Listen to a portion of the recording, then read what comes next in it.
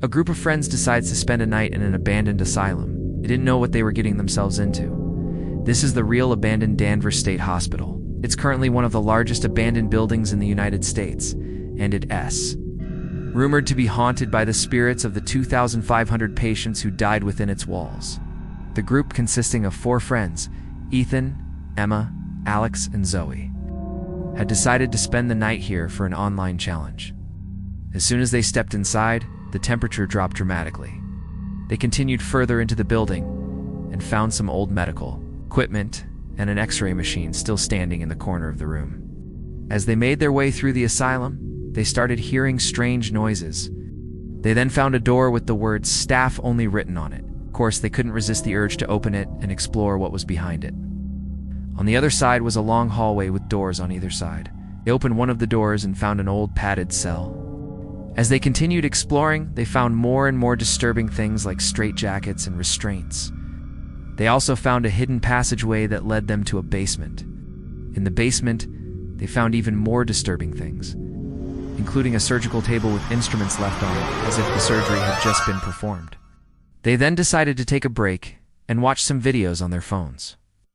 But they soon realized that the battery on Emma's phone was completely drained. She tried to plug it in, but there was no electricity. They tried plugging in Alex's phone, but it didn't work either.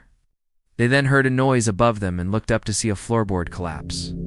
They could hear footsteps above them and they started to panic. They ran to the basement door, but it was locked.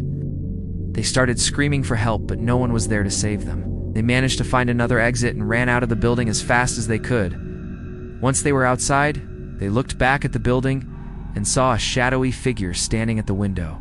The next morning, they returned to the asylum to find out what had happened to the staff. They went to the local library and found out that the asylum had been abandoned after a tragic incident. On February 12, 1994, a fire broke out in the hospital, killing 13 patients. The fire was caused by a malfunction in the electrical system, and the patients were unable to escape because the staff had forgotten to unlock their doors.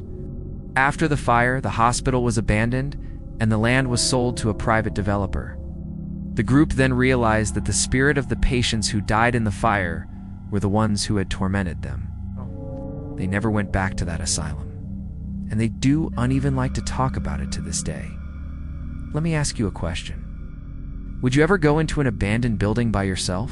If you want to see my short videos, then check out my other content. Thanks for watching.